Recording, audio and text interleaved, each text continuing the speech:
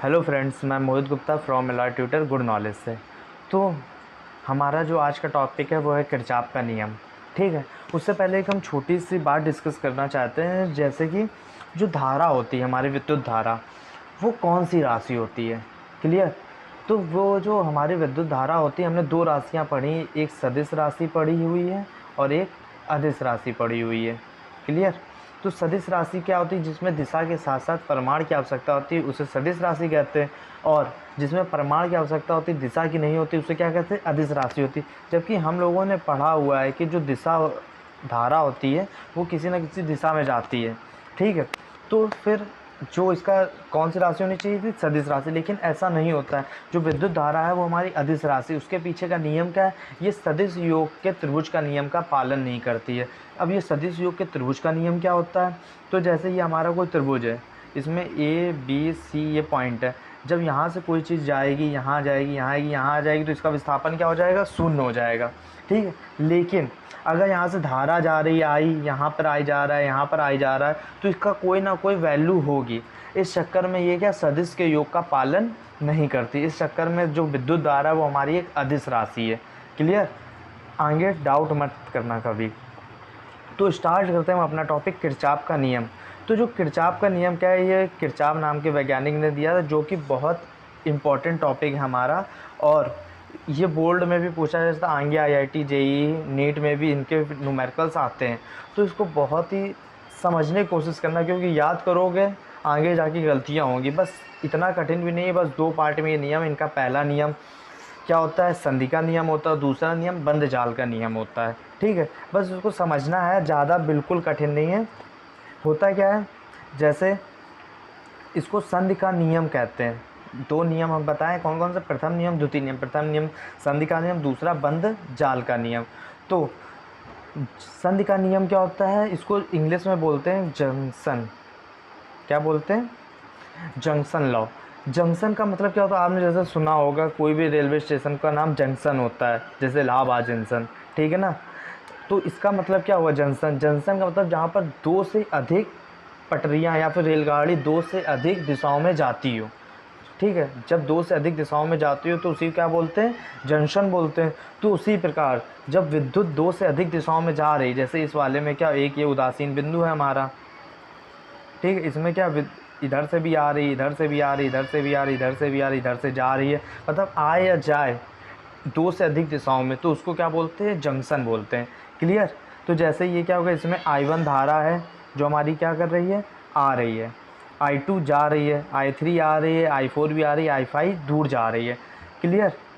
तो ये फिगर आप लोग समझ गए कि नहीं समझ गए। तो इसमें देखो होता है क्या है, यदि किसी संधि पर मिलने वाली समस्त विद्युत धाराओं का बीजगणितीय योग शून्य हो, मतलब क्या, जितनी भी ये धाराएं आ रही हैं या जा रही हैं, मतलब सब मिल तो रही हैं ना कहीं से, तो इनका जो बीजगणितीय योग होगा वो क्या होगा, शून्य होगा। तो क्या, जैसे I1 I2 I3 I4 I5 ये सब क्या है, शून्य होंगी, तो इनको क्या बोलेंगे हम लोग, संधि का नियम। यदि संधि का बीजगणितीय मतलब बीजगणितीय योग शून्य होगा तो इनको क्या बोला जाएगा, संधि। ठीक है ना। तो देखो इसमें चिन्ह परपाटी आती है हमारी। अभी हमने इसके बारे में कुछ बताया नहीं, इसकी जो डिफिनेशन है वो कुछ नहीं बताई है अभी। सब चिन्ह परपाटी क्या होती है, देखो जो हमारी दिशाएं आती हैं, जो विद्युत धारा हमारी आ रही है, उन्हें हम धनात्मक लेते हैं। मतलब संधि की ओर जो आ रही हैं उन्हें क्या लेंगे, धनात्मक लेंगे, और जो संधि की ओर से जा रही हैं उन्हें कैसे लेते हैं, ऋणात्मक लेते हैं। क्लियर। देखो जैसे ये क्या लिखा हुआ है, जो विद्युत रेखा है, विद्युत धारा संधि की ओर आती हुई हैं उन्हें क्या, धनात्मक लेते हैं, और जो विद्युत धारा संधि की विपरीत दिशा में जाती हैं उन्हें ऋणात्मक लेते हैं। इतना समझ में आ गया। क्या होता है, रिवीजन करते हैं।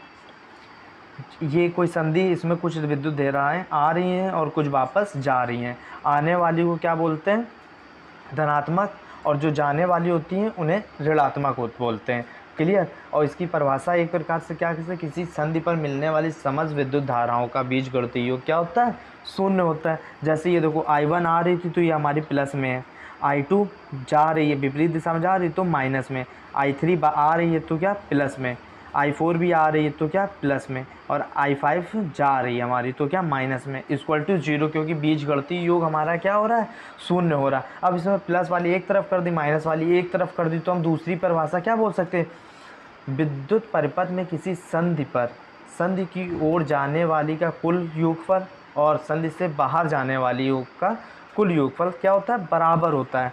इसी को कह सकते हैं क्या, ली गई ऊर्जा बराबर दी गई ऊर्जा, या फिर ली गई धारा बराबर दी गई धारा, क्योंकि ये दोनों क्या इक्वल टू बिल्कुल सेम है। बात समझ में आई कि नहीं, तभी तो ये माइनस होके कट रही थी। ठीक है, तो क्या कह सकते हैं, और इनका जो सिग्मा होता है, मतलब सिग्मा होता है टोटल का योगफल आई का, तो टोटल धाराओं का योगफल शून्य होता है, वही बीजगणितीय योग शून्य होता है।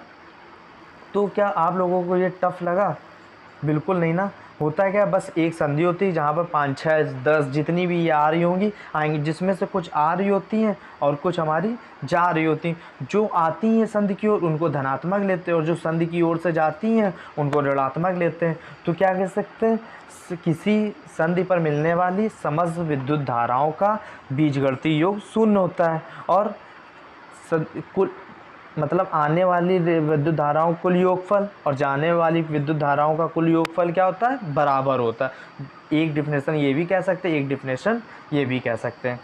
बात समझ में आ गई, क्लियर ना। और जो हमारा ये किरचॉफ का पहला नियम क्या होता है, आवेश संरक्षण का, मतलब कि जो ये आवेश होते हैं उनको संरक्षण का नियम भी कहते हैं। इसको क्या किरचॉफ का धारा नियम भी कहते हैं। ये आवेश संरक्षण के नियम को व्यक्त करता है, क्लियर।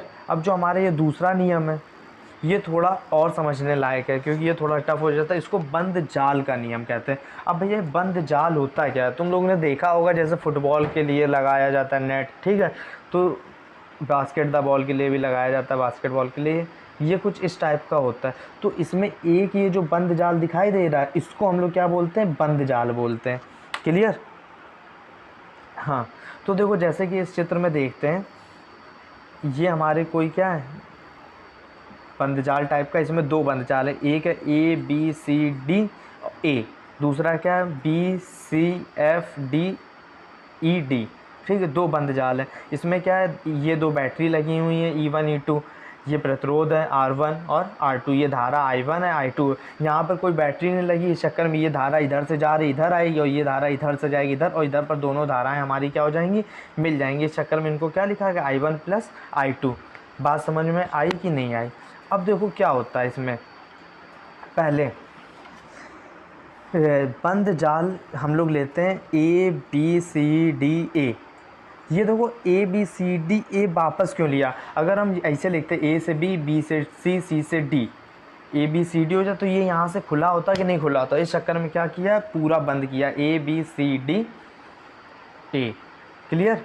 तो देखो अब क्या होता है, इसमें हम लोग निकालते हैं, ये धारा जा रही है और ये प्रतिरोध इसका मिल रहा है, तो I1 + R1 माइनस क्यों लगा है, ये भी हम आगे बताएंगे चिन्ह पर पाठी से, लेकिन इसको बोलेंगे क्या, योगफल। अभी देखो समझना है आगे, इसको थोड़ा ध्यान से समझना, ठीक।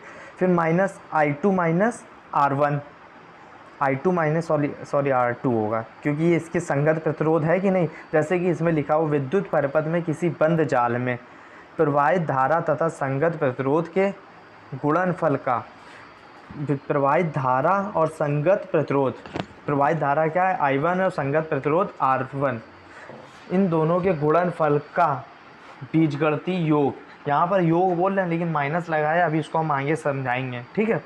तो क्या है, विद्युत परिपथ में जो ये धारा जा रही है और प्रतिरोध है, इनका गुणनफल, और बाद में ये जो दूसरी है इसका गुणनफल, दोनों के योग के, और दोनों बैटरियों के योग के बराबर होता है। ये देखो दोनों बैटरियों के योग के बराबर किया गया है कि, तो देखो इसकी परिभाषा एक बार पढ़ते हैं, समझना, याद नहीं करना।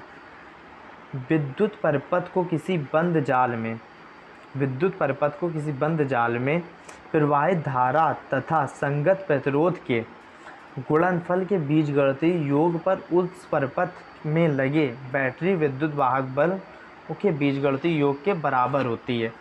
यहाँ पर हम लोग बस ये कन्फ्यूज़न हो रहा है, यहाँ पर हम योगफल बोल रहे हैं, यहाँ पर क्या माइनस क्यों लगा हुआ है, ठीक है। तो देखो जो चिन्ह परिपाटी होती है, हम लोगों ने ऊपर इस वाले लॉ में पढ़ा हुआ था कि जो विद्युत मतलब संधि की तरफ आ रही होगी उसको प्लस लेते हैं, और जो संधि की ओर जा रही होगी विपरीत, और उसको क्या लेते हैं माइनस। अब देखो हम यहाँ से चल रहे हैं तो ये क्या हो गई, इसकी तरफ जा रहे हैं, इस चक्कर में I1 को प्लस लिया है, ठीक है। अब ये देखो हम इधर से जाएंगे तो इधर से वापस आएंगे, जब इधर से वापस आएंगे ये इधर धारा आ रही तो संधि की विपरीत दिशा में आ रही कि नहीं आ रही है, इस चक्कर में क्या हो गया है, ये माइनस लिया गया है। सेम कैटेगरी इसमें भी लिया गया है, ये क्या इधर से जा रही है तो प्लस है, वापस आएगी तो ये उल्टी पड़ जाएगी तो क्या हो जाएगी, माइनस हो जाएगी। अब तुम्हारे मन में एक ये क्वेश्चन आ रहा है, हमने सर इधर ही से क्यों चलाया है, तो अगर हम लोग इसको इधर से भी चलाएंगे तो ये माइनस हो जाएगा, ये प्लस हो जाएगा, ये माइनस हो जाएगा, ये प्लस हो जाएगा। तो हम लोग क्या कर सकते हैं, अगर दोनों पक्षों में माइनस का गुणा करा देंगे तो वापस से यही इक्वेशन आ जाएगी कि नहीं आ जाएगी, इस चक्कर में करके देखना।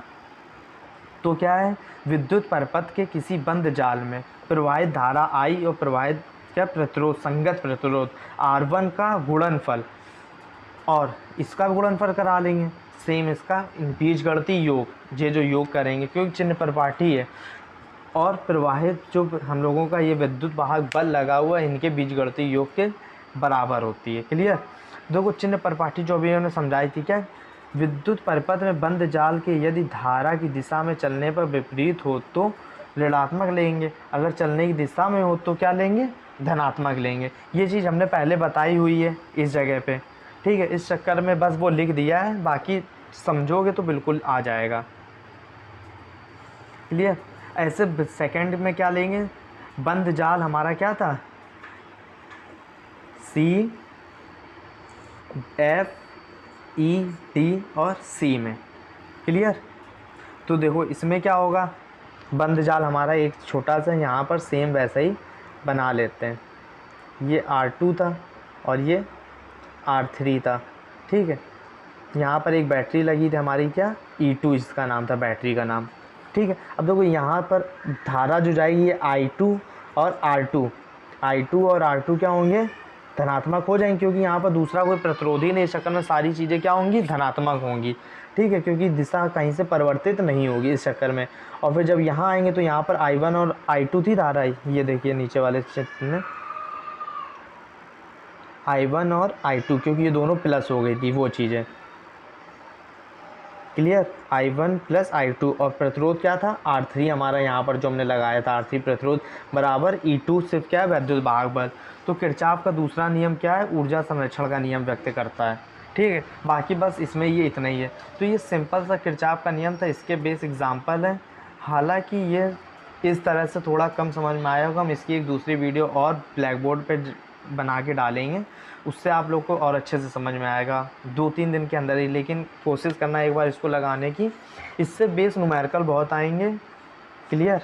और बाकी आज का थोड़ा मेरे हिसाब से इसमें समझाने में थोड़ी दिक्कत हमें भी हुई है, और जाहिर सी बात है आप लोगों को भी हुई होगी समझने के लिए। तो हम इसका वीडियो ब्लैक बोर्ड में ज़रूर दूसरा डालेंगे, और प्लीज़ हमारे चैनल को सपोर्ट करिए, लाइक करिए, अपने दोस्तों तक पहुंचाएं, और कोई भी डाउट हो तो हमारे कमेंट के माध्यम से बता दीजिए, या फिर हमारे व्हाट्सएप नंबर डिस्क्रिप्शन में दिया हुआ उसमें बता सकते हैं। Thank you. जय हिंद।